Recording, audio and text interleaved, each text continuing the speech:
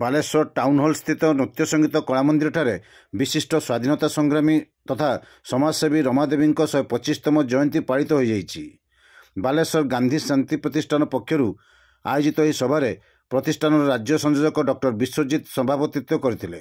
ମୁଖ୍ୟ ଅତିଥି ଭାବେ ଫକୀରମୋହନ କଲେଜର ପୂର୍ବତନ ଅଧ୍ୟକ୍ଷ ଡକ୍ଟର ପ୍ରମୋଦ କୁମାର ପଣ୍ଡା, ମୁଖ୍ୟ ବକ୍ତା ଭାବେ ସାହିତ୍ୟିକ ଡକ୍ଟର ଶିରିଷ ଚନ୍ଦ୍ର ଜେନା, ସମ୍ମାନିତ ଅତିଥି ଭାବେ ପୂର୍ବତନ ବିଧାୟକ ପ୍ରଦୀପ୍ତ ପଣ୍ଡା, ଅବସରପ୍ରାପ୍ତ ଅଧ୍ୟାପକ ଯଶୋଧରା ଦାସ, ସର୍ବୋଦୟ ରାଷ୍ଟ୍ରୀୟ ମ୍ୟାନେଜିଂ ଟ୍ରଷ୍ଟି ଶେଖ ହୁସେନ, ଉତ୍କଳ ସର୍ବୋଦୟ ମଣ୍ଡଳର ସଭାପତି ମିହିର ପ୍ରତାପ ଦାସ ପ୍ରମୁଖ ଯୋଗଦେଇ ସ୍ୱାଧୀନତା ସଂଗ୍ରାମ କାଳରେ ରମାଦେବୀଙ୍କ ଅଦମ୍ୟ ସାହସ, ଜେଲ ଜରିମାନା ପ୍ରତି ଭୟଶୂନ୍ୟତା ଓ କରୁଣାମୟ ଜୀବନ, ଗାନ୍ଧିଜୀଙ୍କ ନିର୍ଦ୍ଦେଶରେ ସ୍ୱେଚ୍ଛାରେ ସ୍ୱୀକାର କରିଥିବା ଗରିବୀ ଯୋଗୁଁ ଆଜି ବି ରମାଦେବୀ ଓଡ଼ିଶାର ପୁରପଲ୍ଲୀରେ ମା ରୂପେ ସୁପରିଚିତ ବୋଲି ବକ୍ତାମାନେ ମତବ୍ୟକ୍ତ କରିଥିଲେ।